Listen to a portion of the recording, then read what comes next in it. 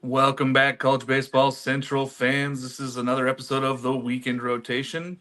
It's a special episode here. We're doing our top 25 release, which we released yesterday on Twitter and all over the place. We're really excited. I know a bunch of these teams are really excited to be talking about this today, so we're going to get right into this, but I'm going to introduce these guys here next to me. I got Noah Darling from the Truck Stop Podcast. He's going to be doing everything going on in the Big 12 and Big 10. How are we doing today, Noah? I'm great, Mark. I don't know the exact number we are away now, like 27, 28 days until college baseball. 27 days, yeah. Yeah, so it's only gonna go up from here. Been a long road back, but I'm starting to hear pinging bats in the distance. So you just listen closely. I cannot wait. I know that everybody we keep talking to, we're all so pumped getting ready for this season, and it's right around the corner. We're getting real close. Jake McKeever from Southern Fried Baseball Podcast here, covering everything SEC. How we doing, Jake? I'm excited. The SEC deep dives are rolling along. College baseball is just around the corner. High school baseball in Texas just started on Thursday. So I'm already starting to hear some of those ping of the bats, and I'm excited to get it going. I can't wait. Jake, I don't know if I've been going to high school baseball games, but I appreciate the effort there going out there and getting to look at these young guys and getting ready for the college. I'm just driving by. I'm not stopping. Okay. Good thing classifying there. And then Monty Taylor, our head at the ACC network side for us. How we doing, Monty? I'm good. Oh, Jake. All right, we'll see you next time, Jake. I'm good with that. He almost made me deaf with his with whatever's going on with his mic, which I've told him for a while needs to be adjusted. So I'll be messing with the volume and the recording side. But yeah, things are good. Not enough ACC teams in the top 25. Nine. Well, I mean, we'll get into it more, but I mean, that's a lot. That's a lot. It's not 10. It's not 10. The Big 10 and Big 12 pizza party I had last night was pretty happy with where we ended up with things. So let's not be greedy, okay, Montgomery? Yeah, How about you go win a national championship, all right? 2015. Listen, there's a lot to discuss. We're going to get right into it here. Nebraska at 25. Will Bolt, he's done a terrific job. He's got 26 guys returning. Gabe Swanson looks to be better than he was last season. He had some really down moments, but he got hot there late. And then Tyler Stone. I mean, they have guys all over the place. Noah, tell us a little bit more about this Nebraska club and why we ranked them at 25.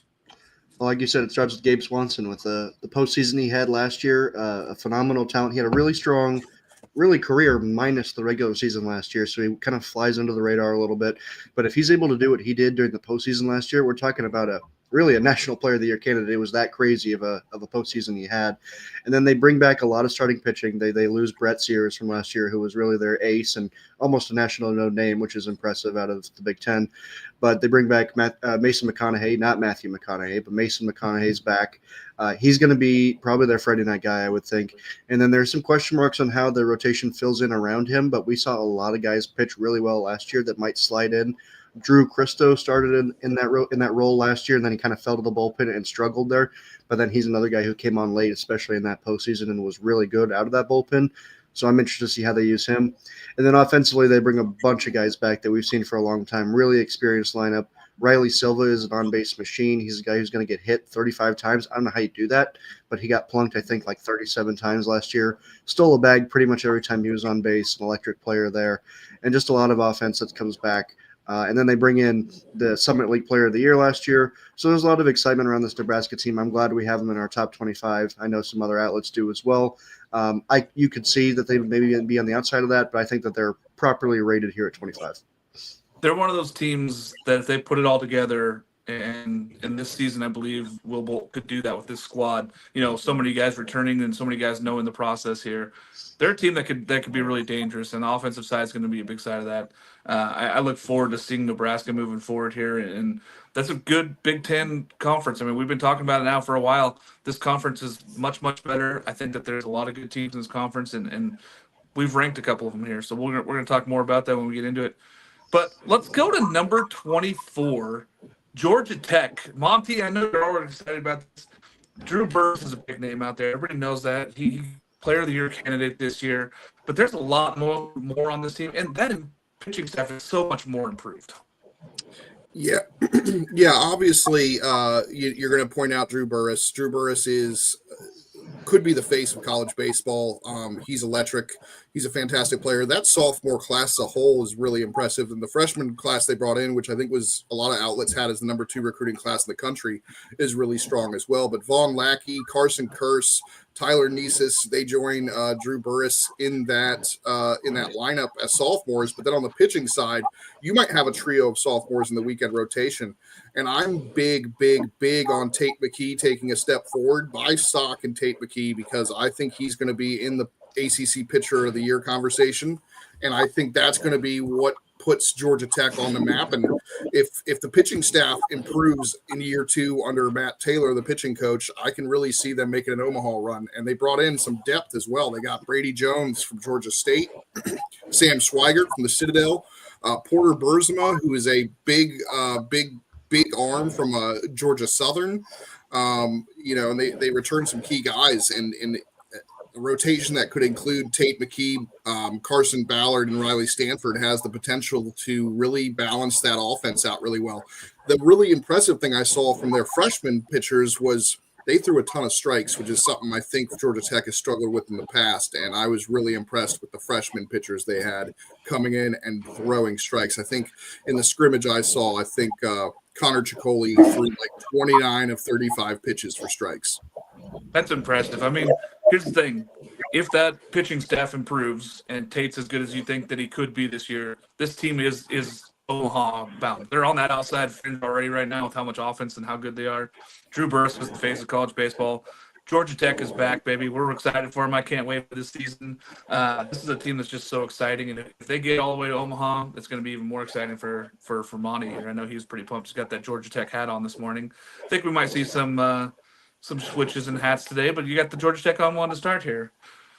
Number 23, Kentucky, a team last year that made probably the biggest surprise trip to Omaha, right? Like that was probably the biggest surprise seeing them get to Omaha and getting through a team like Oregon State in that super region that they hosted. They were good and consistent all season, right? Very good team. Not surprising to see them get there after, it wasn't surprising to see them get all the way to Omaha, but they just stayed consistent all year. Jake, they lost a lot, but they hit the portal hard. Yeah, and if you remember correctly, when we were doing this time last year, they were kind of having a lot of the same conversations about how they don't have really some of the high-end aces that some of these SEC teams do. If you remember correctly, they really almost had a chance to go back-to-back as they ran into a buzzsaw of that LSU National Championship. Played them really tough, but there's a lot to like about this Kentucky team. And I think it profiles very similar to that 2023 team. It's got a good mix of transfers, got a good mix of freshmen that'll kind of come in and contribute really early. Tyler Bell is one of the most exciting players, I think, in the SEC as a freshman. He's going to be a starting shortstop in the SEC as a freshman, which doesn't happen every day. The flip side of that is he was drafted relatively high and spurred the draft to go to Kentucky. I think he's Kentucky's highest rated draft guy to ever make it to campus. A lot of the scouts that I talked to said that he really struggled to hit elite pitching at some of these showcases. From what I've heard in the fall, that was not the case as he was the number one hitter. He hit around 350 for him. So expect him to make an immediate impact early on. If it's not with his bat, it's definitely going to be with his glove. Luke Lawrence coming over from the Missouri Valley, Illinois State. He's another guy that I really like. I went and dug deep and found some of the scrimmages that they had, watched him when they played UIC. He is an aggressive bat. And if you're just going to look blindly at who you think would play for this Kentucky team, Luke Lawrence fits that mold, taking extra bases, playing really, really good defense up the middle, not striking out, fouling off a ton of pitches. I think that that's just the model of it. And I expect him to kind of be in that SEC Newcomer of the Year conversation. And then lastly, behind the plate, I know that we're going to talk about this with another SEC team. Kentucky has almost an accidental riches behind the plate. As Devin Burks was the catcher last year, many expected him to either get drafted, move on to pro ball. He comes back from another year. He's completely healthy. He started every single game for them last year, battled through injuries. Then they bring over Ray Schussler from Kansas State, who's a glove-first guy, can hit double-digit home runs for him too. So whoever wins the starting job between those two guys, because both of those guys are veteran guys that expect to play, I think it's going to be really, really exciting for Kentucky. And then from the mound, like I said, there's not really some high-end guys there at the top end, but there's a lot of guys that I think are just going to absolutely eat innings for them. Evan Byers and Robert Hogan are the two guys that are back. Other than that, it's a bunch of fresh new faces that I'm really excited to learn, see what Maggione does with this pitching staff, because he's always the best at getting – or the most at getting the best out of some of these guys. So I'm really excited on this Kentucky team going forward. Yeah, getting to speak with Coach Mingione last year and just getting to hear from him, it's like you understand why this team was better than we thought. You know, that people believe in him and they believed in what he was introducing to these kids, and man, they got a lot out of their players. And I think that they're going to do it again this year. I think, you know, with a good coach and taking forward with this program, that place is an awesome ballpark. I think Kentucky's fun to be at. I'm very entertained to see what Kentucky can do this year and if they can keep up with what they did last year. I don't know. For me, they're not an Omaha favorite, but I do think that they're a great team, and I think moving forward, Mingione's going to be just getting his right guys, and bringing in this transfer portal is just crazy to see what Kentucky's done. Number 22, Mississippi State. Jake, Hunter Hines returns, Carson Lagoa on the mound, but Lemonis needs to get back to business. Right? This team needs to get back to being that college baseball team that's out in the front in national news. Yeah, that really is kind of the mantra of this Mississippi State team. I know that this time last year we were talking about Lemonis being on the hot seat. I think he's completely off the hot seat in just about every way. He addressed all of their pitching concerns, and now it feels like almost the strength for this team, which is almost kind of crazy to think about how many guys that they brought in. You mentioned Carson Lagone, but Pico Kuhn is, I think, another guy that's going to just absolutely eat innings for these guys. I actually just did my Southern Fried Baseball on Mississippi State. So there's two freshman pitchers that I mentioned in there that I think could be really good. But the lineup, I think, is going to be the really, really exceptional part of this team. There's a few guys in there like Ross Heifel and Dylan Cupp who have battled injuries, really kind of, quote-unquote, flown under the radar as guys who are highly recruited guys. I think that this is when these two guys kind of break out. Lemonis spoke very, very highly of these guys last year when I went back and looked at fall reports last year.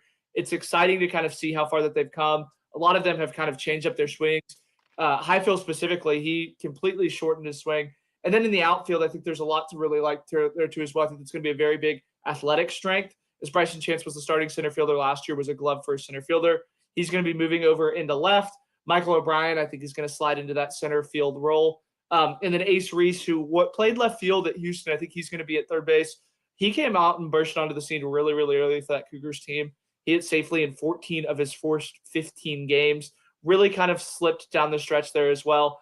Is that Noah kind of kept cutting me off there with a little bit of the – No, you're good. Ace Reese is somebody who I think when the lights are the brightest is when he kind of shows up. I know that Houston kind of played in a lot of meaningless games down the stretch, and Ace Reese really, really wanted out. So the average, while he did hit, let me see the numbers. He did hit 275. He was an all Big 12 freshman. I think he has the potential to be an all SEC guy if the games kind of mean a little bit more. He gets into the right situation. So I'm really excited to kind of see how these bats for Mississippi State perform. So I think it has a chance to be one of the best lineups in the SEC. Absolutely. And Jake, I'm so glad that you have so much information here on these teams. This is our top 25, though. We're just going to touch on some highlights here and get through these, because otherwise we could talk about college baseball for hours. We could talk days on college baseball if we really wanted to do podcasts for days straight. But I appreciate that you know all this stuff. Listen, for me, it's Hunter Hines, right? He could be a player of the year candidate. He has that kind of bat. He can be that kind of impact player. And in the SEC, I think that moving forward, Lemonis really needs to get after those SEC wins, get into it, and get some victories there early.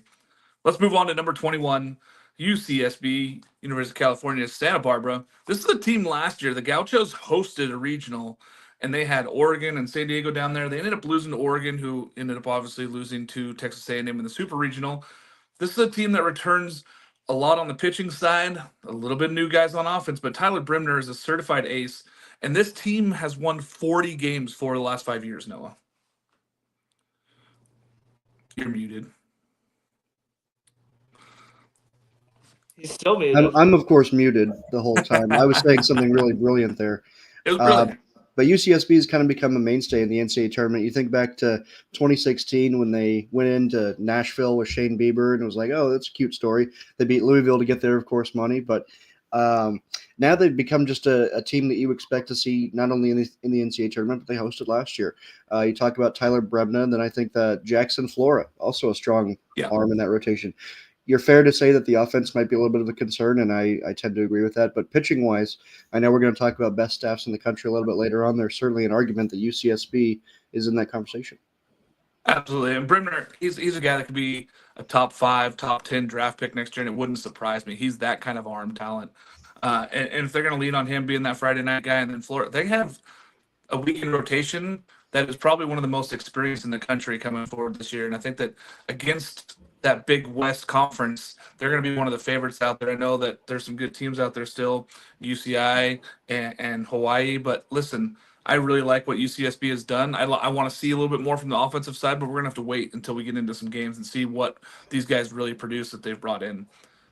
Number 20, Vanderbilt, a team that has been up and down recently, right? We've seen some highs from them. We've seen a lot more lows than we're normally used to. This Vanderbilt team has R.J. Austin coming back, J.D. Thompson on the mound, Cody Bowker on the mound. They got guys on the weekend rotation, another team that's built around the pitching here. Jake, lead us into a little bit of what we think Vanderbilt being here at 20. Of course, I should say that compared to other outlets, we are very, very low on Vanderbilt. It is almost hard to believe that they are considered the pinnacle of college baseball programs, that they haven't returned to Omaha since they played for the national championship against Mississippi State. I don't even think they've left a regional too as well. The issues with the 2024 team were very well documented. They didn't hit the long ball very well. They didn't have the high-end pitching that some of these SEC teams have. They are at kind of a disadvantage now with how the NIL and transfer portal works, just being at Vanderbilt, and they don't have that advantage of Operation Vanderbilt. But they did address some of the issues that they have with power. They bring in Mike Mancini over from James Madison. He's hit 15 home runs. They play in a small ballpark. So when you look up and down these guys, 2 home runs, no home runs, 10 home runs for Vastine being the highest that returns. They really have to hit the ball a lot longer and work on getting backspin out of that. And it's not going to be from guys like R.J. Austin. It's not going to be from guys like Chris Maldonado. So they're going to need some of these newcomers like Brody Johnson and Mancini, who I mentioned, to have this additional power. And that's going to be the story of this Vanderbilt team is how well this lineup hits the long ball. And I'm going to be honest, I think it's going to be a long season for Vanderbilt. They're going to have to get more extra base hits than they got a season ago. I think the pitching's there. You look at that staff and you're like, okay, top to bottom, they're pretty good. They're going to be able to compete. But you got to be able to hit in the SEC, and you got to be able to hit, like you said, the long ball. They got to have more extra base hits, and I don't know if I see it from Vanderbilt. I did not have Vanderbilt ranked. I will be honest with that. Yes, Noah, you got something you want to add on to the Vanderbilt? Yeah, I just wanted to give a shout out to freshman Brody Johnston. I think he might win National Freshman of the Year. Just wanted to say that. That's a high honor, but we'll have a show dedicated to speaking about these. Hey, I just wanted it on record right now. But I love that you're putting it on the record. Hey, I appreciate it. I appreciate it. I'm on the record saying. Wait, are we doing Freshman of the Year right now? No, I'm going to pick who I want to win it all. I'm picking. We're saving those for another show. Come on, you're killing me. You're killing the producer here, guys. I think the Vanderbilt might be one of those teams that could be ranked in the top 10 at the end of the year, or they could be a team that we're not even talking about at the end of the year. So it's going to be very interesting to see what this team does moving forward. A team not lacking power, number 19, Texas. This Texas squad, Max Belu and Will Gasparino, Jalen Flores, they return a lot there on the offensive side. Pitching's a big question mark, though, Jake. Yeah, I saw somebody tweet this, that if somebody took Texas's lineup with Oklahoma's pitching staff, that it would be the greatest one in the country. And I think that really kind of exemplifies what this team is. I think that they are going to be one of the best hitting teams in the SEC. It is kind of weird to still say that Texas is in the SEC. They return an absolute ton. I think that they have a bunch of guys that are kind of in that candidate for, hey, we're kind of at an average freshman season. Let's jump off and get into a big sophomore one. Completely new coaching staff, obviously, outside of Troy Tulowitzki, but I've heard he's taken over a bigger role than he had last year. So it's going to be really interesting to see. I mean, the pressure is going to be on for a lot of these guys. I mean, Nolan Kane has really attacked the portal. He brings in stud freshman guys. I believe they're the number one class in 2026 already. Obviously, a lot's going to change and draft stuff like that. So it really is kind of shit or get off the pot time for a lot of these kind of veteran Texas players. And I'm actually really high on Texas. I think the pitching staff under Max Wiener's going to take tremendous steps forward. I think Ace Whitehead's going to come back and throw meaningful innings down the stretch for this SEC team. The lineup, I think is where it kind of falls short, unfortunately. I know it's kind of weird to say when you look at some of these averages. I mean, there's times where they just disappear for weeks, it seems. I am high on the team hitting. I think the hitting is not going to be the problem, Jake. I'm concerned about the pitching against other SEC ball clubs and whether they can compete in that conference with the pitching that they have. I think hitting-wise, they're right there with anybody else in the conference. I think Max does such a tremendous job there in the middle of that lineup that gives them an opportunity to hit the ball at the ballpark at any point and get those RBIs in. But I'm worried about pitching. But again, we're all just guessing right now until we see these guys actually get into it, right? We have to wait and see what happens when we start playing baseball games, and that's what really matters. Number 18, another team that's got a lot of questions about the pitching, Arizona.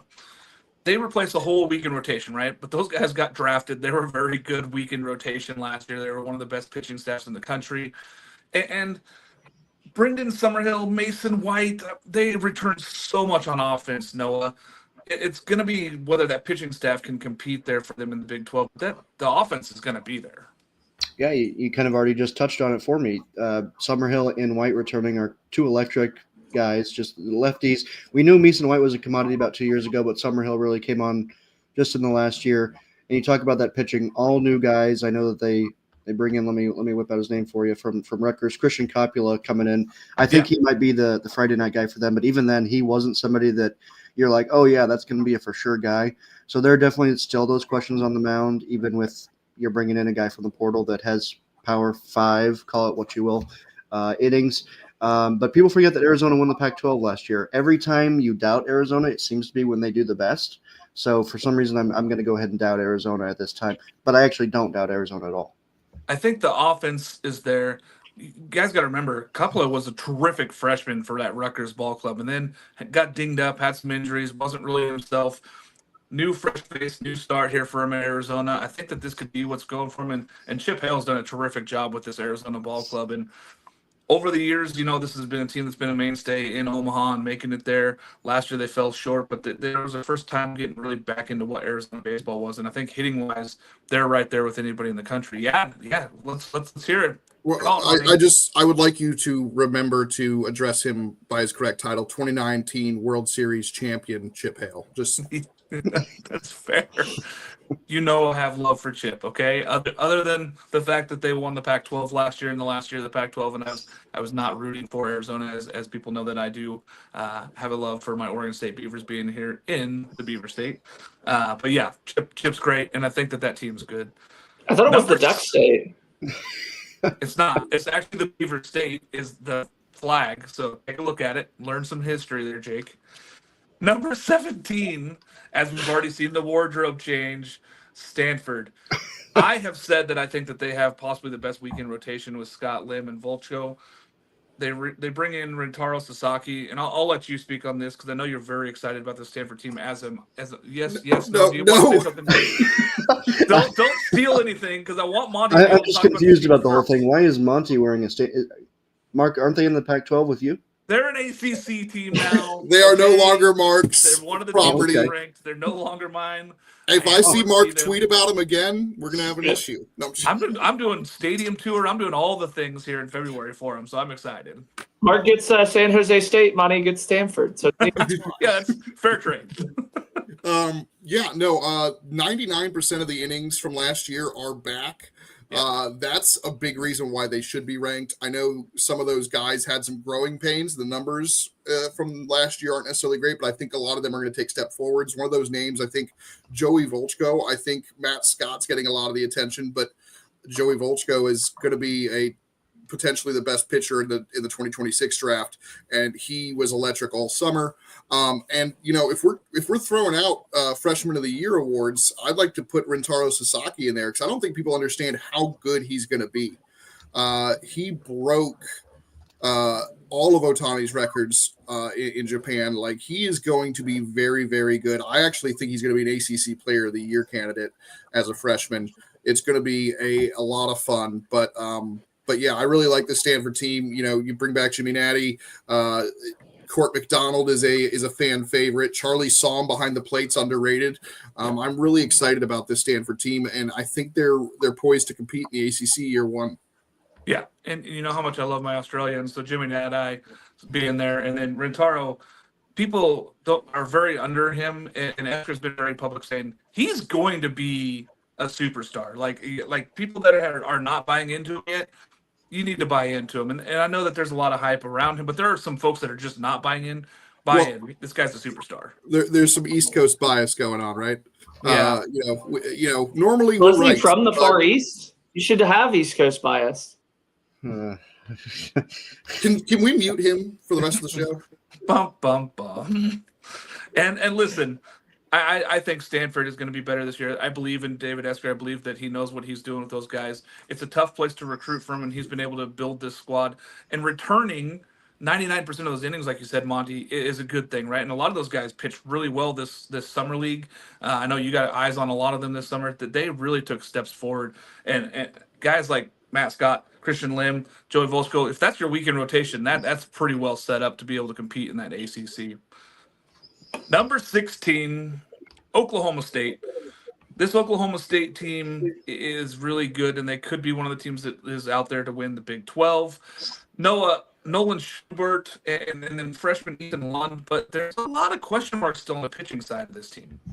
Yeah, pitching continues to be the concern in Stillwater. I know that it's kind of been that way for a few years. They just bring in guys to fill a year. It kind of reminds me of Rutgers the last 5 years. They just constantly replace. But offensively, you return Ian Doherty, Colin Brueggemann, Abe Miola, Nolan Schubart, of course, the big star. Might be a first-round pick, huge bat, kind of a can't-miss guy. I was just down at Oklahoma State in December, and we were talking. Eventually, Nolan Schubart is one of those guys that has to make Omaha at some point in his career, and that would be this year, as he's that, of course, draft eligible junior.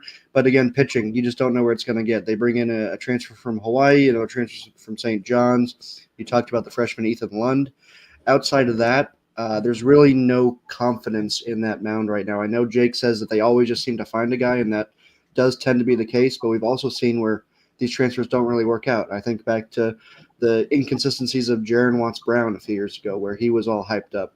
So you see the pluses and negatives of this Oklahoma State team. You know that they're going to score 1 million runs a game.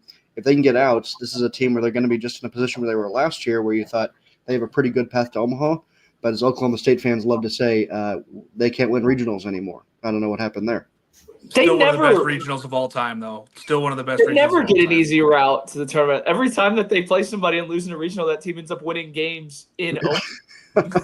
Not alone going to Omaha, they win games in Omaha. Listen, I want to see the pitching succeed before I start crowning these guys as the Big 12 champions, because I think there's some teams that are going to compete with them on that side. But the offense is there. And Oklahoma State, I think that this is a big bounce back year for them where they take on, maybe they get into that top 25 the whole year, and then they sit there and they're looking for a regional. Yes, Jake, what did you want to say?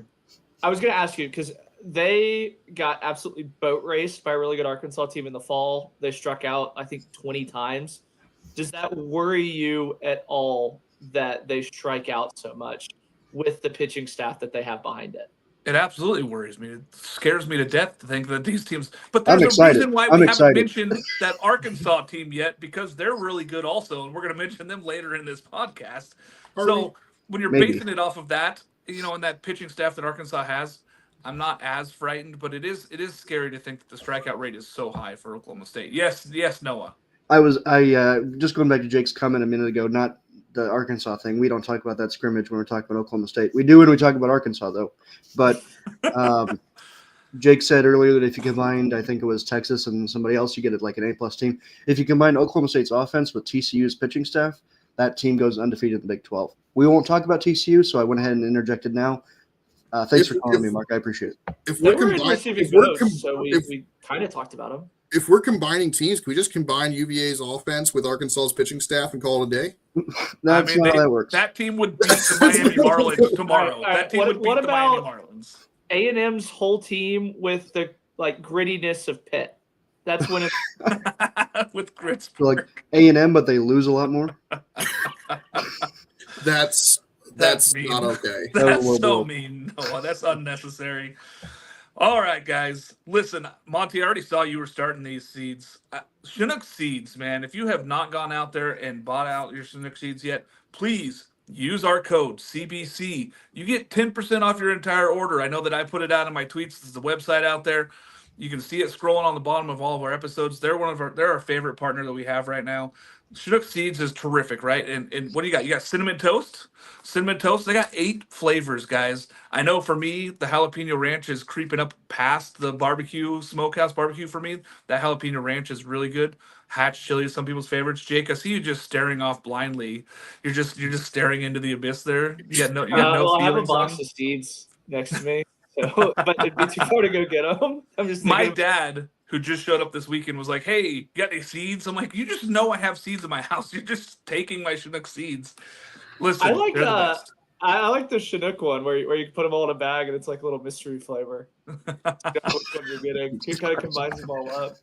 It's like a trail mix. Oh my goodness! Listen, we're going to be doing lots of stuff here this year with Chinook Seeds, so keep an eye out. I know that when we travel all over the place, we're going to be able to give out some seeds. So all you folks that go to games and meet us out there, come and see us. We're probably going to have some seeds for you this year. Wait! We were supposed to give those out? You're not supposed to eat all of them, Monty. Oh, they're gone. No. Oh man, I love it. Combining smokehouse barbecue and cinnamon toast is like the best thing, he says. Well, we'll find out. All right. Number 15. We're going to get back into our top 25 here. Wake Forest. Now, this Wake Forest team has a lot of question marks, but they've been a team that's been around this top 25 now for a few years here. Monty, I'm going to let you go into I like Jack Winay, but it's a lot of transfers and question marks for me. I know that you tell me, this is what you tell me, that they have so many guys that are pitching, so why don't you let us know? Yeah, would you shut up and let me sell you?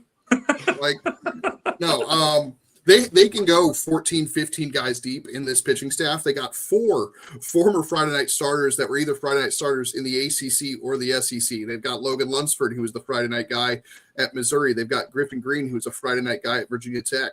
They've got Luke Schmolke, who's a Friday night guy at Georgia Tech as a freshman. And they've got Matt Bedford, who was the Friday night guy last year for Notre Dame, set to be the closer probably for Wake Forest this year. But they also bring in, 2 guys that we expected to get drafted. I think one of them got drafted in the second round and did not sign, in Chris Lavonis and Duncan Marston. Those 2 guys. You bring back 2 highly recruited guys from last year in Hayden LeFou and Blake Morningstar, who are set to make big jumps. You bring back your 2 best bullpen guys in Will Ray and Zach Johnston.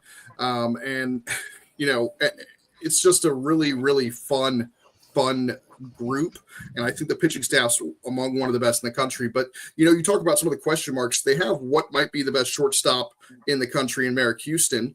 They've got Jack Winay, who you mentioned. They bring in Ethan Conrad, who's another first-round draft pick and had an electric summer up in the Cape. And I think you're going to be surprised by how good this offense actually is. I know that we have been promoting Ethan Conrad, who needs no promotion from us, but we all are endorsing this guy, and we think that he could be a superstar for this team.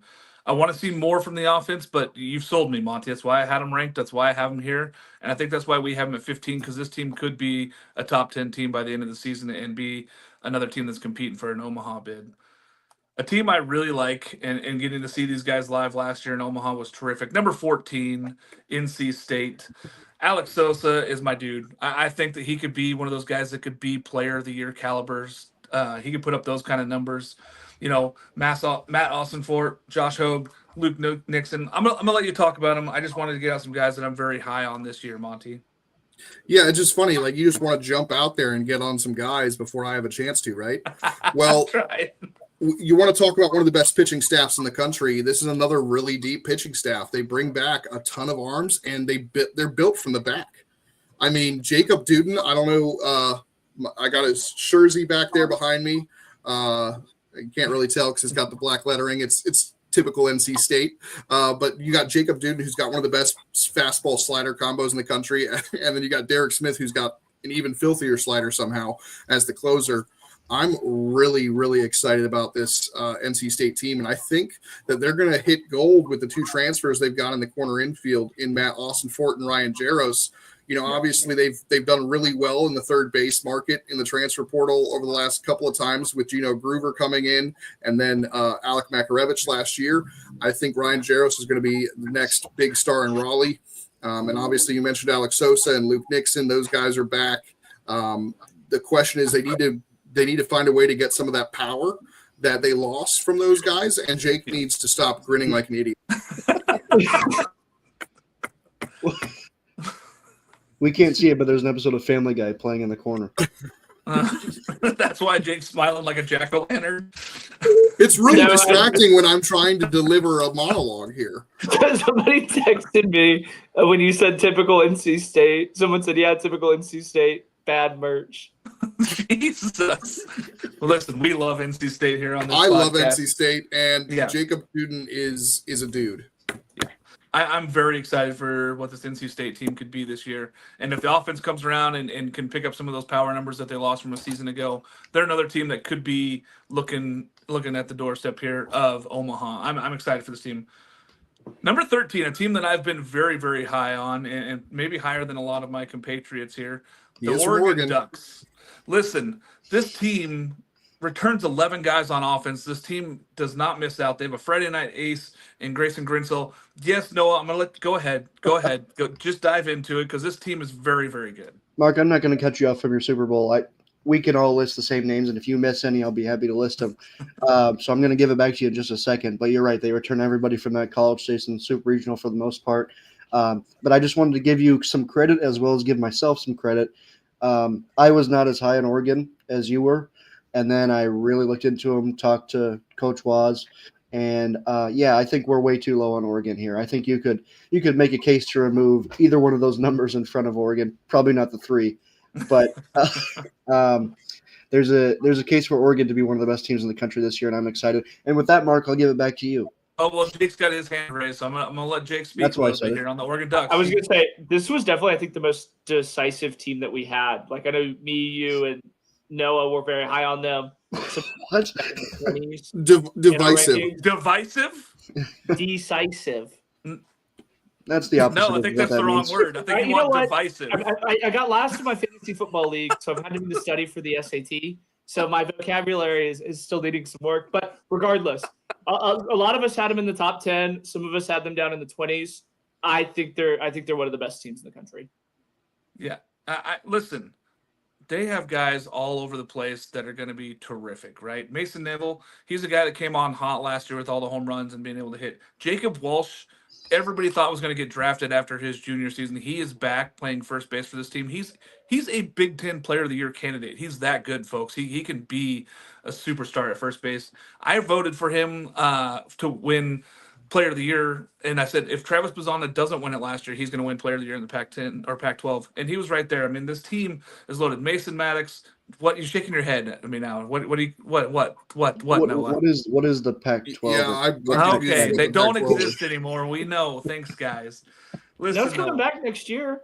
this is a team that has been to super regionals each of the last 2 seasons, right? They lost the one to Old Dominion. That was a tough one, right? Then they go in and they lose, Oral Roberts. And then they go to Texas A&M, and they had a chance, but they ran out of pitching. But that was a team that Texas A&M that finished second in the country last season.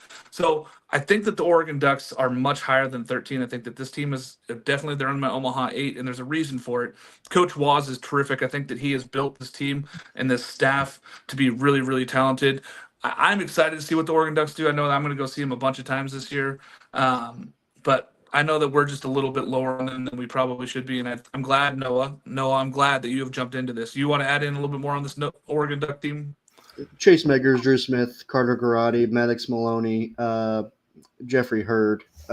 You just can't beat this. And like I said, at first when you were talking about Oregon, I thought, oh, yeah, here comes the West Coast thumper, Mark. I mean, you can rank Arizona State, Mark. So at some point we have to kind of be like, well, this guy's just a West Coast guy. But you were spot on with the Oregon Ducks. And I know that I had them in my way too early Omaha 8 last year, and then I kind of winced at it a little bit in maybe July, August, September, and you know what? I'm back. I'm back on Oregon. I can list rosters too. Thank you, Montgomery. Thanks. Oh.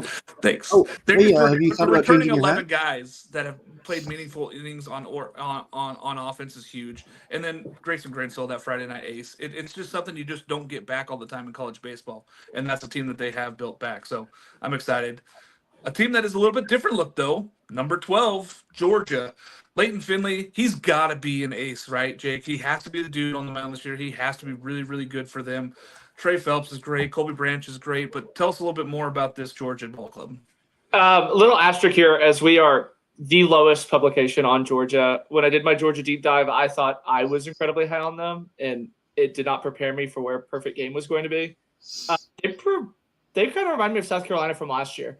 They're obviously going to hit the cover off the ball. Devin Obie's coming over. Northern McCarthy are guys with Power 5 experience that are just going to be plug-and-play, guys who hit over 300.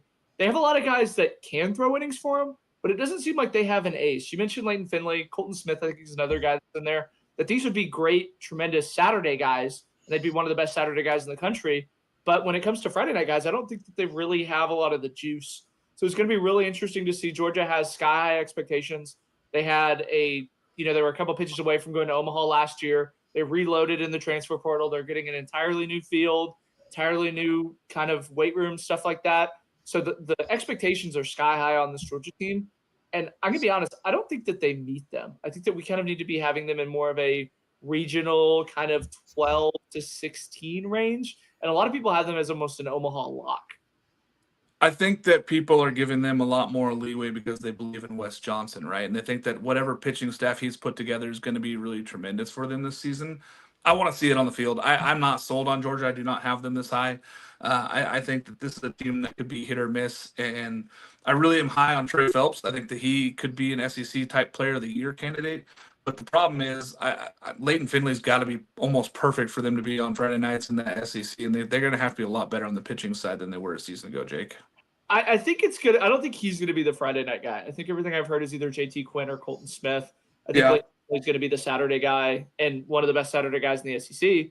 But again, Quinn and Smith are not Friday night guys by any stretch. No, that's my concern, is that I don't think that they have a dude that's going to go out there and win for them on Friday nights. And you if they win have half their Friday night games, I think it'd be a success. But that even feels like it's a little bit high. Feels like a stretch to me, but we're going to see. I mean, this is going to play out, right? That's why we watch college baseball. That's why we're all big fans of college baseball, because it's not just done by the numbers here. It's going out and you got to win baseball games. That's what really matters. Number 11, Florida Gators. They won baseball games when it mattered last season, Jake. Colby Shelton coming back, Brady Dene, Luke Heyman. Liam Peterson is going to be their dude on the mound, right? So, but there's a lot of question marks still with Florida this year. Yeah, and like we did last year with Florida, they're going to get the benefit of the doubt with a lot of these question marks. Maybe the poster child for SEC bias. There is, when you look up and down this lineup, there's a lot of guys who are like, okay, he can hit. Okay, this guy was really good down the stretch for him. Okay, this guy was really good.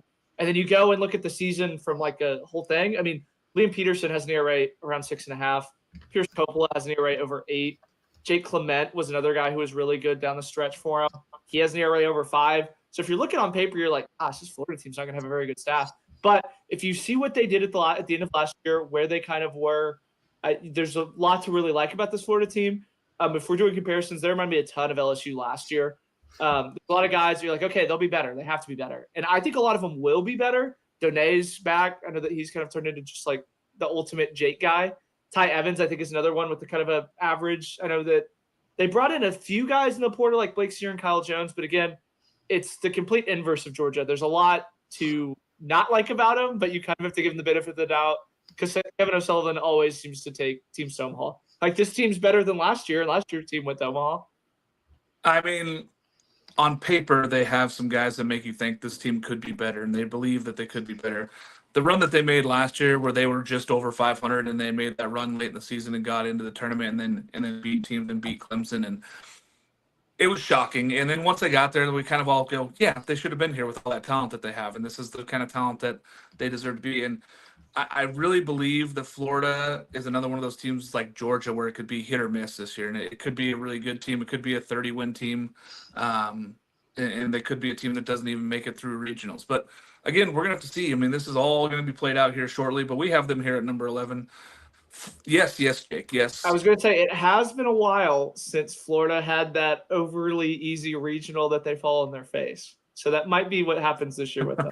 It always seems like that happened a lot, and then they've gotten they've kind of avoided that.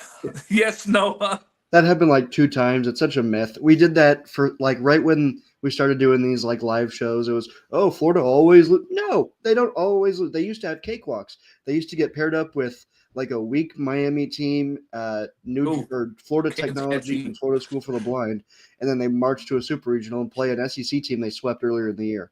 So there's this crazy narrative that Florida's always had like this trouble in regionals. They always win them because they always play weak teams, and they earned it. Good for them.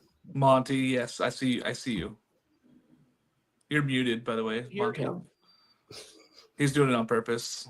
Florida didn't deserve to be in the NCAA tournament last year. Just no, I agreed. I said that they shouldn't have been in. There was better teams that should have been in there, but they got it. Who would you put in there? Charleston?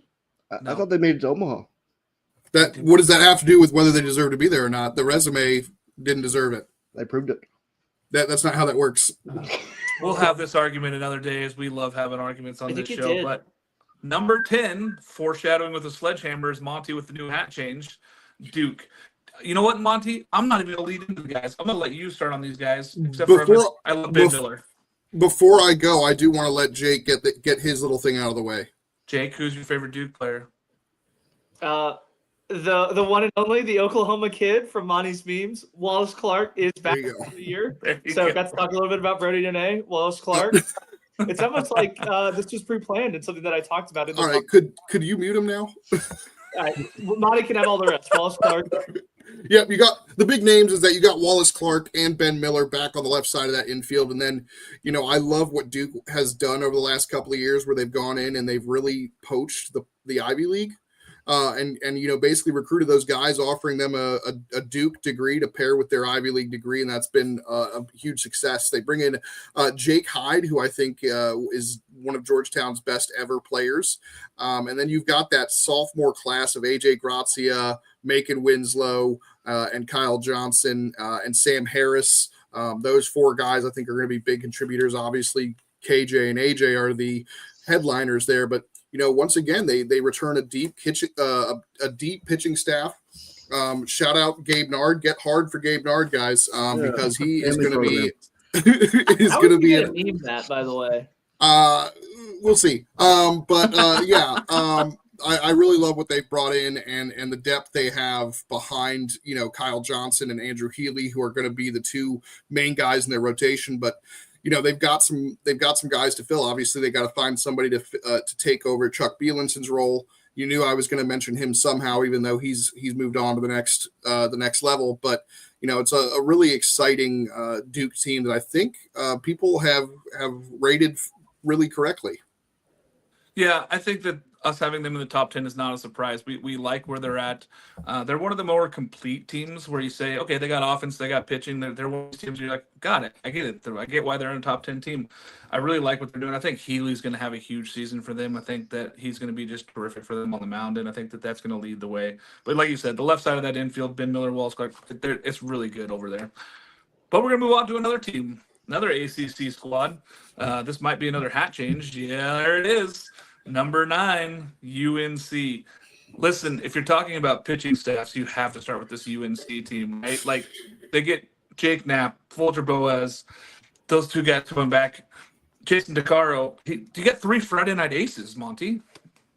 Yeah, and then you've also got Aiden Hall, who was drafted and was a big part of their rotation and bullpen last year in both roles, but also Kyle Percival has taken major steps forward, and then you've got a slew of freshmen that return as sophomores that'll be expected to take big jumps. I really, really like this UNC pitching staff. I mean, Matthew Mathis,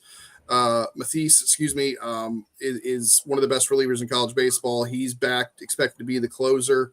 And then on the offensive side, I think a lot of people are going to look at what you lost in that outfield, but I really like what they've gone and gotten out there. Obviously, they have the best catcher in the country behind with Luke Stevenson, but in that outfield, they bring back Kane Kepley, who is a high-level replacement for Vance Honeycutt. Now, he's not Honeycutt, but it is you basically put in a potential All-American to replace Honeycutt.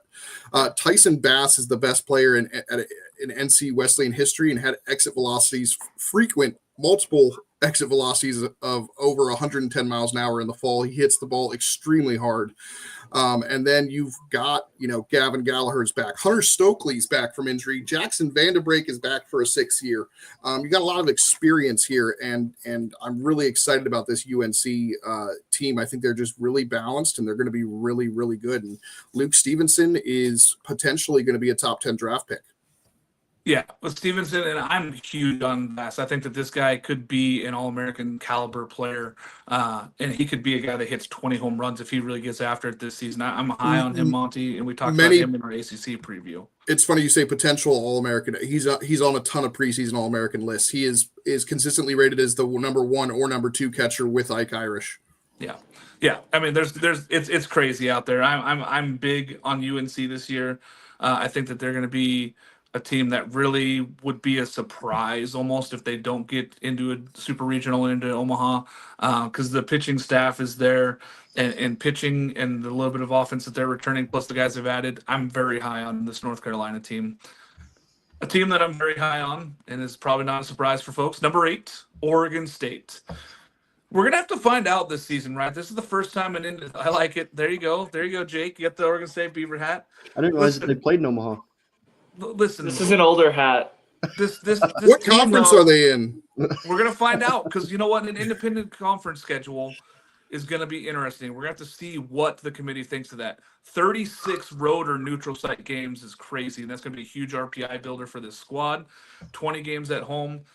We talked about in the preseason. We're like, how many games do they have to win? Is it 38? Is it 42? Is it 45 to host? Where do they have to be at to be considered these national seeds?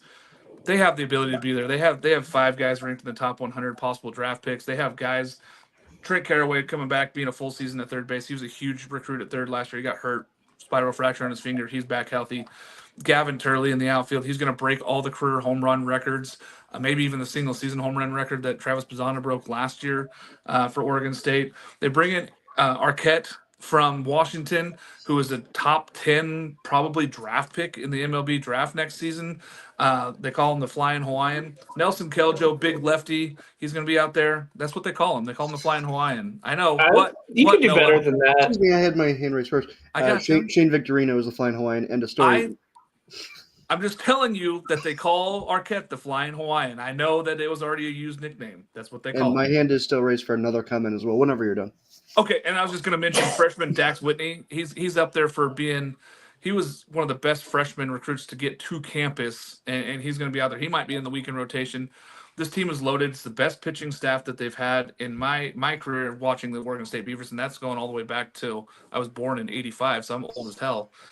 This might be the best Beaver pitching staff that I've ever seen, and mix it with that offense that's returning. It is crazy to see how good this team's going to be. Yeah, no, you're 40. I'm turning 40 this year in July. I thought you were significantly older. God, Jake, we're not talking about Oklahoma State anymore. So yes, I got called on. I just think it's great that Oregon State has this new schedule where they just patchwork it together, because Oregon State's going to be within 3 hours of me multiple times this year. I'm really looking forward to those trips, because it's not very often I see the Oregon State Beavers. People forget that they're still a Division I team because they're not in a conference, right? Nobody has forgotten they're not. This is a team that's a unanimous top 10 team, and it doesn't surprise anybody how good they are this year. The job that Canham's done out there is terrific, and I'm really excited for this team. I will see them a few times live. I believe I'm going to have April 4th and 5th, probably the 5th. I'll be down there with Shinook Seeds, giving away some seeds down there, so pretty excited about that one. And I will be in Hawaii for the May 2nd through May 5th series, so I can see them take on the Hawaii Warriors. Yes, Jake. I'm excited because I get to see Oregon State before you. Yes, you do. You do. That would, when I looked at their schedule, that was the most shocking thing to me. Is I'm like, I get to see them before Mark. Yeah, because that isn't shocking. I don't get to go down to surprise. And I see my wife Virginia is- before Monty, I believe, too, right? Or are you going to sneak in a midweek? You're going to see Oregon State take on Virginia. Yeah. Yes, We'll yes, see. Noah. To be honest with you, Mark, I forgot my comment, so we can go to Monty. Okay. I don't think Monty had a comment. He was just laughing at Jake because Jake was bringing up Virginia. Well, either way, we're haven't going to even go to gotten Monty in to a yet. second. Yeah. So listen, this Oregon State team, I believe at 8 is a safe bet for them. Whether they're going to be a national seed is all going to depend on what this committee thinks of an independent schedule and what that RPI really means for these teams. We're going to find out. It's going to be coming down to the wire and finding out what that actually means to teams. So, but we'll see. We'll see what happens this year. I don't even know what you guys are laughing about. Number 7, Clemson. We got a new hat. There it is. Is it going There over it the is. headphones? Fake out. Listen, I couldn't remember who was next, whether it was which team was next? Which ACC team was next? Listen, we all know Cam Canarella, right? He's a Player of the Year candidate. I'll let you speak on some of these other guys. I'm high on Luke Gaffney, also a Purdue transfer. But sorry, did I steal? I didn't mean. no. To I mean, who else are you high on, Mark? You're high all the Tristan time. Passetti. Aiden Tristan Canal. Pasetta. Sorry, I got really excited because I wanted to throw another name in there just to ruin. If I could interject quick, that Cam Canarella kid's got a chance to be special. No, I mean, especially. I mean, he got the shoulder surgery. He's going to be completely healthy. That's huge because remember last year he played almost. I think all. He played 53 games. He played 58 games. I think 53 of them he was hurt. Yeah. So, and he still put up what were the numbers here? 337, 30 extra base hits. Imagine what he's going to be able to do now, healthy. But yeah, no, I really like what they've done with the pitching staff. Aiden Canuck obviously is going to come back. He's going to be the ace, the Friday night guy for Clemson. And then you bring in, Ethan Darden is probably going to be that Saturday guy. But then behind him, you've got a number of guys who could be really, really good players. Michael Gillen, I think, is going to be the Sunday guy. He's a lights out pitcher from Seton Hall with high velocity. But then that bullpen, you've got Lucas Malstadt, the low slot, almost submarine pitcher, who's going to be your bullpen ace. Drew Titsworth, who's going to be your closer, most likely. And behind him, you've got some question marks, but I think guys are really going to step up. Jacob McGovern's a guy that comes to mind. Hudson Lee, a transfer from Wake Forest. I'm highlighting him in an article for Just Baseball where, he lowered his slot and looks like he's going to be a very important piece of that bullpen. And like you said, the offense is going to be really, really good. Luke Gaffney, Tristan Pasetta. They've got a really balanced right, left lineup.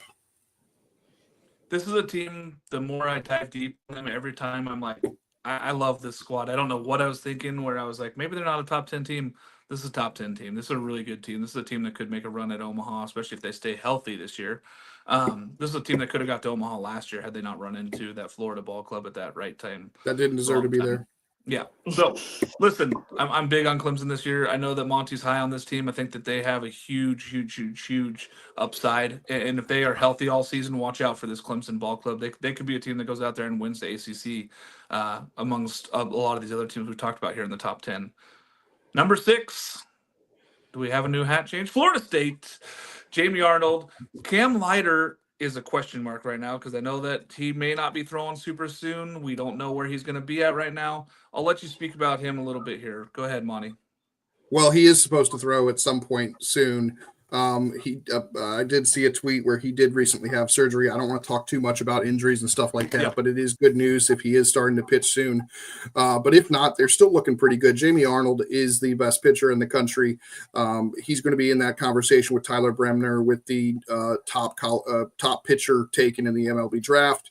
And then they've brought in some really good transfers that are going to be interesting options for the rotation, like Wes Mendez from Ole Miss, Joey Vellini from USF.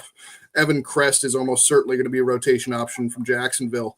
But then you've got a number of guys who are going to make jumps from the freshman to sophomore year. John Abraham, who made a start in Omaha. He's going to be a big part of their bullpen. Brady Lauk and Hudson Rowan, those two guys. Shout out Jacob Marlowe, who's come back from heart surgery that caused him to miss all of last year. He's going to be an important piece of their bullpen, I think. But if you want to talk about their lineup, we're talking about a top 6 team that might start 2 freshmen. Miles Bailey and Hunter Carnes are legit. I think Carnes is going to split time with Jackson West, and the other one is going to DH at times. Jackson West is going to be shooting up draft boards. I think he's put on, I think, like 30 pounds of muscle in the offseason, and he only hit 3 home runs last year for Florida State. Expect that number to skyrocket this year. You bring back Lodis and Farrow in the middle of the diamond, and then Max Williams, Gage Harrelson, and Chase Williams. Remember that name, because that kid is going to be an absolute fire plug at the top of that lineup. I'm super high on Miles Bailey. I think that he's a guy that could be a tremendous asset to this Florida State team. He's got ridiculous upside power. He could be a guy that we're talking about having an 80 power on the scale there, of the scout scale eventually.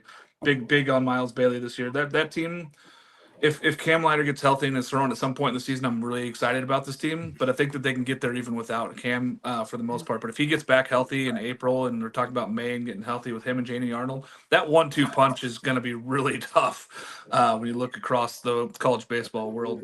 We saw how tough it was for half the season last year, and and it's going to be really important for them to get him back. I think if they get him back, they become almost a national championship favorite. Because of that. They put themselves right in that conversation, right, to be right where we think that they should be at the top of the college baseball world again. And with Link Jarrett, I mean, there's the sky's the limit for this team. Cannot wait to see what this Florida State team does this season. Listen, folks, if you've liked our show thus far, you like what we're doing here, we're going to be doing this every single Saturday during the season. We're coming out every single Saturday. We're going to be doing this. We might be live at different sites this year. We might be all over the place, but we're going to be doing this the weekend rotation every Saturday morning. It is 10 o'clock Central Time. It is 8 a.m. West Coast time, 11 East Coast for all you folks out there. If you're in the mountain, it's 9. It's nice and easy. But listen, tune in, jump in. You've already got the new hat on, Monty. But we're going to not really fast. If you like our coverage here, if you want to see more stuff about what we've been talking about, SEC, go see Jake McKeever's show. He's going to be on there doing the SEC shows and doing the podcast there, Southern Fried Baseball. Like our Big 12, Big 10 coverage, Noah's going to be doing that with Truck Stop Baseball. I'll be jumping on every once in a while, but that's all Noah's. He's got that 100%. Monty, our ACC content lead, but he's got so many guys working with him and underneath him. That ACC team is the best in the country. Yes, it's better than anybody else in the country for doing podcasts and doing our broadcasting and doing all of our fun stuff there. I know last year we did the ACC All-Star Game, which was a huge hit. I believe that Monty's got some more tricks up his sleeve this year for us in the ACC, and I cannot wait. West Coast stuff, I'm your guy. I'm going to be doing a West Coast podcast called the Best Coast Podcast. And then I got, for all you Beaver fans, doing Beavs on the Diamond. So join us. We're going to be doing tons of shows this year. We got you covered coast to coast. Cannot wait. Join us for all these shows, and then every Saturday morning on the weekend rotation. Our number 5 team, who I'm a lot higher on than number 5. People are all over the board on this team, LSU. Listen, this team struggled last year. Then they got hot at the end of the season, but not hot enough to get there. They ran into a UNCC team that got to Omaha. LSU is good. Jared Jones returns, which is kind of a surprise, Jake. I know Luis Hernandez coming from Indiana State's a huge help for them at catcher. Anthony Ayenson coming in from UCSD. They brought in some transfers to mix in with these guys that they already had. This team's very good. Yeah, I just did a deep dive on them a few weeks ago. So if you want more in-depth analysis on that, be sure to check that out. First off, shout out to LSU boosters spending $18,000 on a parking spot last night. That was one of the craziest things I'd ever seen. So the fandom is still there. Jay Johnson's still recruiting at an elite level. He's still bringing in transfers at an elite pace as they bring another Power 5 guy over from an SEC team in Chris Stanfield, who's going to play in center field. I think the two guys that I'm most excited for are obviously Derek Carrell, who's going to play center field. Super, super athletic guy who I expect to kind of be like a better hitting Paxton Kling. And then Cade Arabidi. I know that he is in the mix to be a catching role. I know Luis Hernandez is kind of the favorite for that as he played first, though. So there really is kind of a lot to like there, but I expect Cade Arabidi to be one of the SEC Freshman of the Year, freshman All-American, not just in the SEC, but in the entire country. I think he's one of the most talented freshmen across the board. So I'm really excited to see kind of where Jay Johnson plugs him in.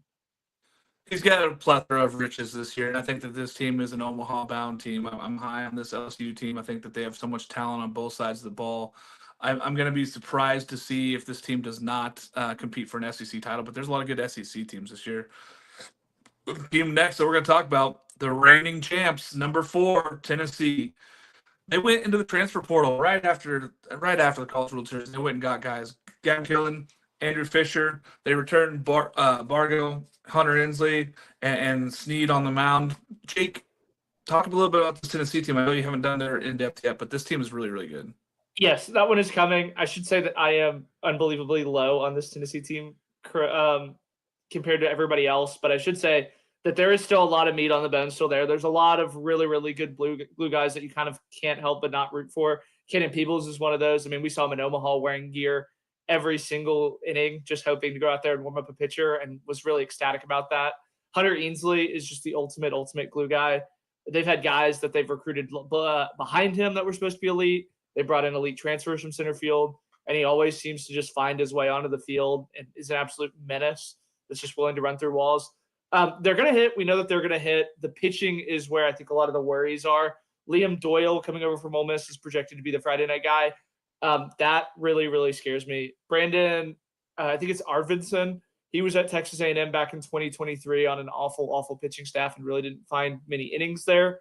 So I'm really, obviously it's been a year and he went to a junior college, but that really, really worries me that 2 of their 3 guys are below average transfers. I felt like they should have loaded up a little bit more from a pitching standpoint.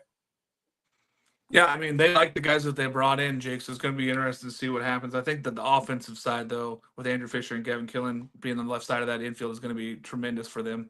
I don't know. We're going to have to see what this Tennessee ball club does. Got to have faith in Vitello. He's been really good, and he just keeps getting the best out of his guys. So look forward to seeing what – yes, Jake.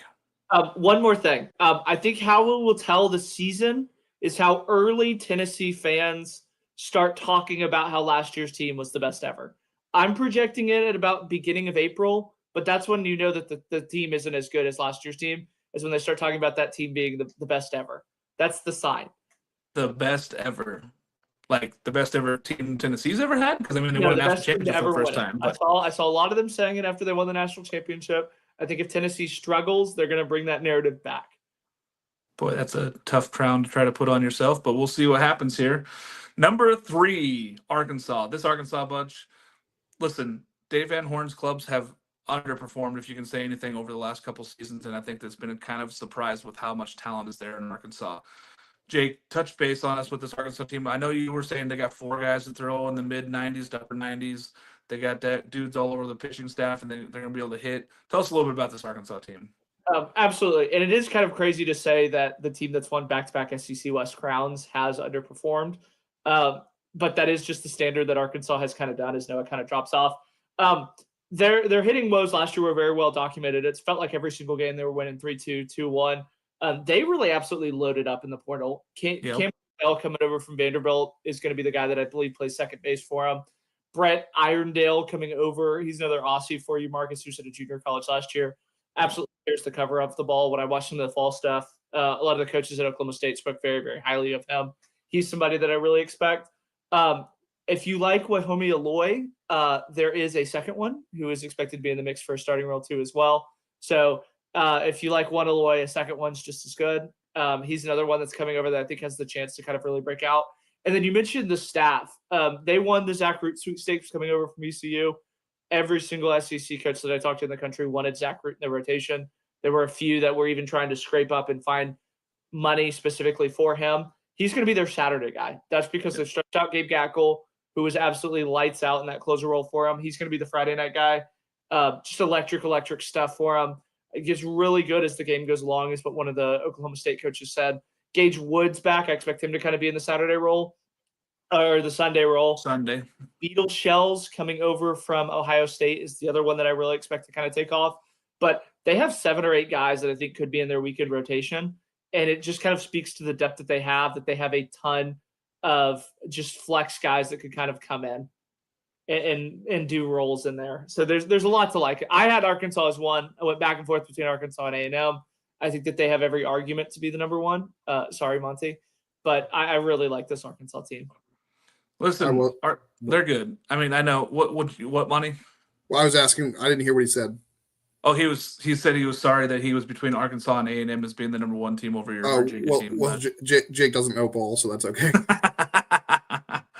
Listen, I think that Arkansas is a team that's going to have to make a trip back to Omaha this season. I think that this is where they have to really show, hey, we're that team. Yes, yes, Noah, you're back. Welcome back. Did you want to speak on Arkansas? Just real quick, I just had to go expel the demons from last season and the year before. Those are gone. I know that this isn't the prediction show, but Arkansas is going to win the national championship this year. That's all I had to say. Wow. Noah Ooh, that's also does bold. not know. Let's go on to our number 2 team that I believe is already up on Monty's head there. The Virginia Cavaliers. Looking at a team that you say last year, oh, had all these guys and they got to Omaha. It was terrific. And my goodness, Monty, I've been very public saying this team could hit 180 home runs this season, and it wouldn't surprise me. They might do it. Virginia returns so much, and they have so much on offense. But go ahead. I'm going to let you speak on this team, Moldy, because I know that you're huge on this team. They're my number 1 team in the country. The offense is going to be electric. You bring back Jacob Ferentz and Harrison Didewick, who were not expected to come back, and that's 40 home runs from last year right there. You put Aiden Teal in the outfield. That's a guy that's got, a lot of power. He only hit extra base hits last year in the 10 at-bats he had. I think he had 4 extra base hits and 10 at-bats. But then you've got Henry Godbout back, first-round draft pick, likely. Henry Ford, also another likely first-round draft pick. Eric Becker, who hit all 8 of his home runs after April 4th, had a really good summer. Luke Hansen's going to be like your number 9 hitter, 8 or 9 hitter, and he only hit 286, so had an OPS over 850. This team offensively is going to be one of the best in the country. But what makes them the number 1 team for me is the improvement on their pitching staff, and it's going to be Evan Blanco, who's taken a step forward even further from last year. He returns with a 3.62 ERA. Expect that to go down. He's added about 3 miles per hour of velocity. He's instead of sitting 90 to 92, he's sitting 93 to 95 from the left side. Yeah. Jay Wolfhook looked like he turned a corner last year in the postseason. He's going to be your Saturday guy. And then Chris Arroyo. He might be the best transfer in the country. He might be the best 2-way player in the country. He'll be competing with the likes of Kyle Johnson for that kind of a award, the John Oliver 2-way player award. But Chris Arroyo is going to be the Sunday starter and start at first base, and he hits a ton of home runs and looks really good. And he was a pitcher only at Florida when he was a freshman before transferring to JUCO. So really like that. And then of course their bullpen's going to have an improved Kevin Jaxel. Charlie O'Shell's taking some steps forward. He's the younger brother of Fran O'Shell from Duke. Matt Augustine, Bryson Moore. They bring in 2 really good left-handed recruits in William Kirk and Thomas Valencius, and it's going to be a lot of fun to watch this UVA team. I think they are the best team in the country on paper heading into the season. For me, they're the most complete team, right? I don't have hardly any question marks about them. The bullpen was one that I'm like, okay, but then Monty sold me. I'm like, they're the number 1 team in the country for me too. I think that this Virginia team is really, really, really good. I have Evan Blanco as winning ACC Pitcher of the Year and possibly Pitcher of the Year completely. And I think that the offense, like I said, 180 home runs is not out of range for this team, and it's crazy to think that. But they might have all 9 hitters in the lineup with over 10 home runs, double-digit home runs by the end of the season, which is crazy to think. But this Virginia team is very, very good. So pencil them in as a team to watch being an Omaha-bound club this season. Jake, number 1. Texas A&M, new coach, but an old coach. But we're going to see what this A&M club does. They returned so much, and being the runners up last year, this club has huge potential. And I'm going to let you speak on this whole club. Yeah, of course. I'll try and keep this as brief as I can, but there is so many characters here to talk about on this team. Obviously, we'll have the deep dive coming in about 2 weeks. So if you feel like I didn't talk about A&M enough, be sure to tune into that. I mean, this is a team just absolutely loaded with star power. Jace Lavalette is 5 home runs away from the A&M home run record, and he really does have to continue to add to that because Gavin Grahovic's at a faster pace than him, his running mate who's going to play shortstop. Gavin Cash coming over from Texas Tech, he had a down year as I pull up his stats here, hitting 17 home runs. He hit 28 back in 2023. He's going to be the 5 or 6 hole hitter. Caden Sorrell has added tremendous power. He's added probably about 10 to 15 pounds of just pure muscle. and is just absolutely tearing the cover off the ball. He had a tremendous fall. He was the statistically worst hitter, and I think he has a chance as a sophomore to kind of break out into a more national thing. I expect him to be just shoot up draft boards. Hayden Schott, obviously, the glue guy, going to be number 12. I think he can unlock some of his power as he kind of comes over. They have Wyatt Hensler, who broke the Ivy League home run record. And then they have a lot of guys that can play really, really good defense to kind of slide in for late innings. Ben Arroyo coming over from Rice is a tremendous glove first guy. Jamal George from Alabama State is an absolute freak athletic guy. He can play catcher. He can play outfield. They played him at second a little bit. There's just a lot to really like. Sawyer Farr is, I think, another freshman that has a chance to kind of play meaningful innings. Their biggest question mark, obviously, is going to be Mike Early. It is his first time being a head coach. Yes, he was a hitting coach. Yes, I kind of felt like he had been a hitting coach for a little bit too long and was kind of expected to be a head coach the next year anyway.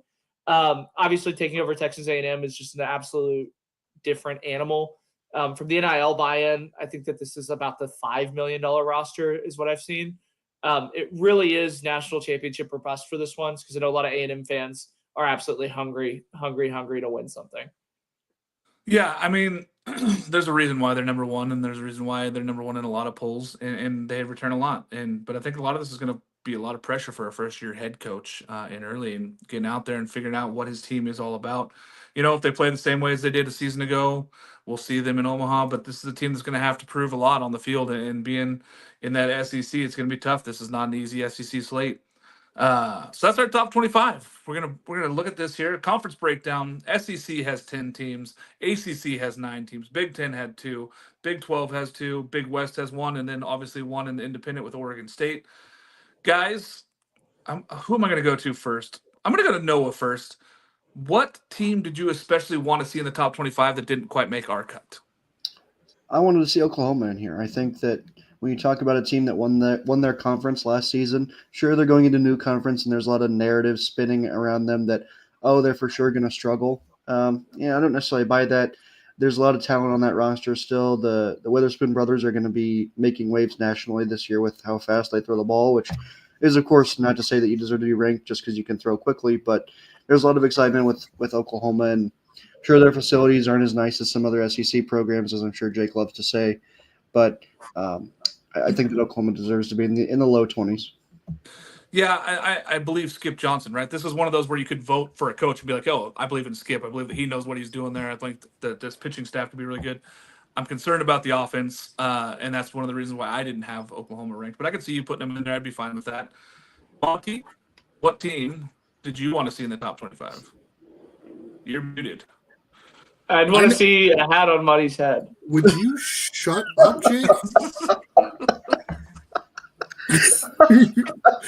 There's a team that I think historically is very, very good that we've been a little bit too quiet on. I don't think they received any votes in our top 25, but maybe we should be talking about them more. And that's the Miami Hurricanes. Yeah. Listen. Hey, the other team I was thinking about was the Louisville Cardinal. Miami has a ton of turnover, but they also return another one of the best players in the country in Daniel Cuvée. Yeah. And they have a brand new pitching staff I'm really excited about. I think Miami's it's something. It kind of scares me how quiet everyone's being about that Miami team, because I think that's gonna be a problem. Brand new pitching staff and a new catcher transferring in from Oregon State, Tanner Smith, who's played 3 years of college baseball already. So working well with those pitchers. Yeah, I think they have like 30. I mean, like 30, literally 30 new guys. So yeah, it'll be interesting to see. I think that Miami team could be really good. Jake, who's somebody that's not in our top 25? So I was gonna say Oklahoma. I'm sure Noah's it's very well documented. I love Oklahoma. I'm going to go with a few kind of superlative teams. UCF, I think that they're going to get there just simply from a record standpoint. They are one of the few Big 12 teams that have a really great staff. I think that's going to give them a chance to get a leg up. They return a ton. Penn State, Coach Mike Gambino up there is another one that I really, really think is going to kind of have a breakout season. I think that they could run away with the Big 12 or the Big 10. Obviously, the Big 10 is a ton of talented teams. They'll kind of avoid Oregon. But Penn State, and then TCU. I mean, I think they take a bounce back year with Kurt Strutz. They have a great pitching staff. I think they cleaned up a lot. from a transfer standpoint. They got a lot of guys out. So I'm really kind of excited to see some of the new guys that they brought in because Charlotte recruits high school at just an elite level. I like how I said, one team did you especially want to see in the top 25? And Jake's just like rattling off a bunch. I'd like to jump in here and just call out Jake, because when I went and visited Penn State in the fall, he had a lot of nasty things to say about that Penn State team. I have receipts. I said they had the best the best stadium because you wouldn't think it would be as good as it is. You're just so afraid of Gambino, but you said it, all right? But I am literally wearing a Penn State shirt. Oh, this is all scripted. Listen, I look at this and there's a lot of teams that we could say. UCF, Jake knows how high I've been on UCF, so that's one. I just think that there's a lot of teams that we could have had in there. I'm high on Hawaii this year, and I know I'm probably the only one because I'm going to see them, but I believe that this Hawaii Warrior team that won 38 games last year could be even better this season. Yeah, Monty. I want to make sure AJ is represented. We mentioned UCLA. South Carolina's a team also that a lot of people have in the top 25. Right, but AJ would prefer UCLA to South Carolina. He would prefer us to mention that team. You're 100% correct. Jake, what team has the best pitching staff in this top 25 that we've put up? As Noah said, the future national champions, I guess, the Arkansas Razorbacks. They have an absolutely loaded pitching staff.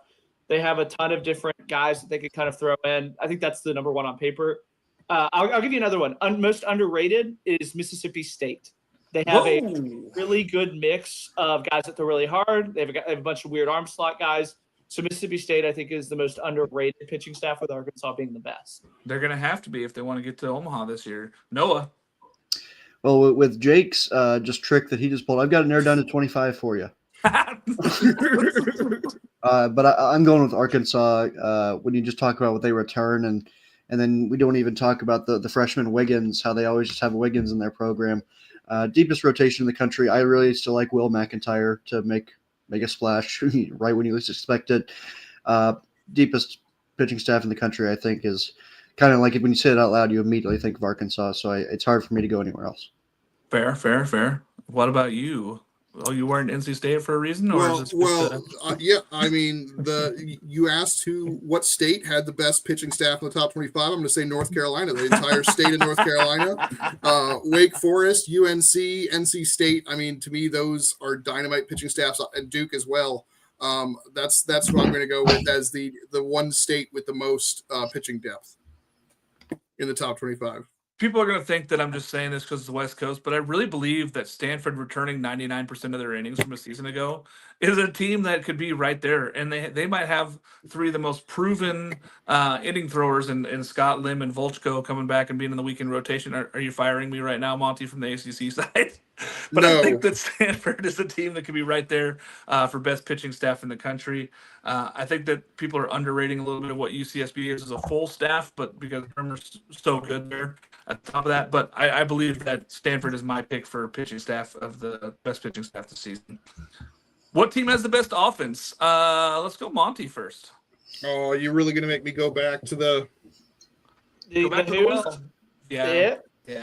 I mean, he did a nice fake out there with the orange rim. I thought he was going Miami for a second. No, it was on top of the UVA hat, so I had to. Listen, Miami wasn't in our top 25, so they can't be the best offense this year. This is just from our top 25, and Virginia is right there. I mean, we've spoke about all the things why this team is the best offense in the country, and it won't surprise anybody if they do hit that 180 home run mark. Jake, best offense that you think? Texas A&M. They had an absolutely record-setting offense last year in 2024. I think that this team's actually even better. They get Bergevin coming over from Fairfield. Wyatt Hensler and Gavin Cash are two guys with exceptional power. I think that they're coming for national home run records this year. I like where you're at. Noah? Yeah, I wish you'd called me first, but I stole from Jake earlier, so I guess it just makes sense. A&M for me as well. Talk about the guys they bring in. Gavin Cash kind of almost gets overlooked, even though he's the champion of Jake's heart outside of maybe some ACC guys. Brody Donay. Brody Donay. Well, Gavin Cash is the OG. He was there like his freshman. Yeah, he was. But Jason Laviolette might go number one overall, and then you have a guy that I actually like a little bit better, and Gavin Grohovac right behind him. Who has the number one overall pick? What MLB team do you guys know? It's I don't know. the who Nationals, right? Is it Washington? Yes, yes, it is. My offense is the Oregon Ducks. Listen, guys, returning 11 of those starters and having that offense that they had a season ago and that ballpark, I think that they get 36 home games this year in Eugene, and I think that they make the most of it. I think that this team is going to surprise a lot of people across the country with how much offense they actually have. It won't West Coast surprise me if bias. they're. I'm all on board on it. I really do. Sorry, believe this let me Oregon team- let me enunciate. Less Coast bias. Wow, best coast, bro. Best coast. I think Oregon Ducks. I really do believe that what Waz has built out there and what this team is capable of on the offensive side is huge. I'm also not shy to admit that I'm very, very, very high on Virginia. We've had this discussion. I'm super high on Virginia. I think that they're right there. I could go 1A, 1B with those two. I'm a little bit lower on A&M this season. Pick one team, Jake. One team. You're picking one team that you think made it to Omaha. This is an Omaha lock. You get one team out of the top 25. Or you don't have to be out of the top 25, actually. If you want to pick somebody out of the top 25, go ahead. I'm going to go with Oregon State. I think that they have a really, really deep team. They have a good balance. More specifically, they're going to be Kiss matched. of death. They're going to get matched up with like the Mountain West winner. They're going to get like all these bad West Coast teams. They're going to have just the inside track to go to Omaha. Wow. I did Teams- not see teams that Oregon make the State coming NCAA as your lock. Teams that make the NCAA tournament are not bad, Jake. No, Ramblers? no, it's hard enough to make it. Monty, That's who's your one team? racist. Jake's favorite flavor of Oh, seeds oh. is all of them. I'm gonna go. So I am gonna lock in Georgia Tech over the next 2 years, but for this year, UVA, they've been to 3 or 4. You know, I if we're going for lock, but you know, I do really want to put on the Georgia Tech hat again, but we'll stick with UVA. Yeah, it's a lock, and I like that pick in Virginia. I know. I mean, you've already named them your national championship. Is that your team that you're going to lock in as your Omaha team? You know, for the sake of variety, I'm not going to entertain variety at all. I'm going to go with Arkansas. Yeah, I think that they're so beyond due as a program when you talk about the 2 shortcomings last 2 years, and even then they were still national seeds each of those times. Yeah, for me, I feel very safe betting on Arkansas every year, no matter the situation. And this year you happen to give me what I just called the best pitching staff in America, and I think a pretty fabulous offense to go with it as well. Yeah, I feel pretty good about Arkansas fans maybe booking their hotels already, and that's exactly why one of them is going to assassinate me later today. The kiss of death. What do you want to add on Monty before Well, I just go? Arkansas flavored seeds are not my favorite. Arkansas flavored seeds are not my favorite. A mac and cheese brisket seed would actually be really awesome. I'm going with my number one team that I picked in my top 25, which is LSU. I don't know if they're going to be. I'm not putting all the money saying that they're going to win a national title this year, but I am saying that this team is good enough and should be in Omaha, and I'm taking them to Omaha. I think LSU has built this program. I think that where they're at, they're going to get there. I like LSU. I think LSU moving forward is the team that I'm locking in for Omaha. Jake, what do you got? What do you got for me? I was going to say, I don't think the Omaha police is rooting for LSU to come back. They were pretty busy when LSU came 2 years ago. So, I mean, They don't get a vote. I believe the 4 of us should be in Omaha this year, so I can't wait to see. Hopefully, all 4 of our teams get there. What we've just called off there. All right. I have 16 teams. I don't know what team you're referring to. I'm talking about the team you locked in right now for Omaha, which is Virginia, which we'd all aren't be there happy about. 18 ACC teams, though? Huh? Aren't there 18 of the ACC teams? 16. SMU and Syracuse don't have baseball teams. Oh, yeah. I thought you were counting Clemson and FSU in the SEC because that's where they want to be. Not yet. All right. Final thoughts here, guys. Top 25. We're excited that we brought it out to you guys again. And really, I think there was a well put together list. All the people that voted with us at College Baseball Central, terrific job. We appreciate you guys tuning in and watching this show here. Monty, any final thoughts? I know you're ACC bound. We're ready. Yeah, no, we've got 27 days and we got a lot of content coming and you know, I'm really excited about what we've got coming forward. And yeah, we've got lots of deep dives coming in a couple of weeks. We've already recorded 4 of them and we're recording 4 more on Monday.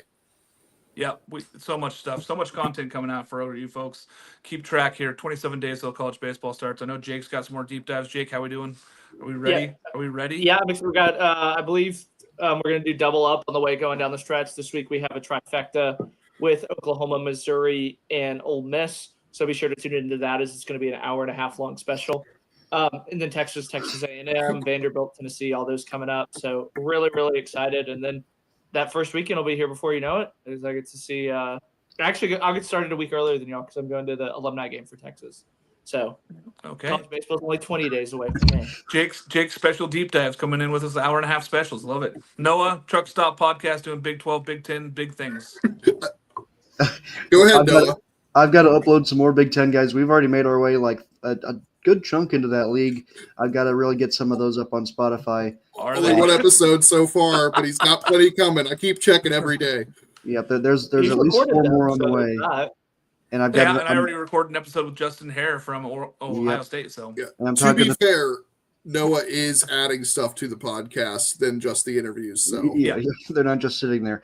But I am also talking to Purdue on Monday. So, and then I got at least 3 more on the books and making my way to the Big 12 soon. Hoping to talk to every coach in both leagues, but that is going to be a tall order. Yes, when you talk to Gambino, I'll provide you with the receipts from Jake.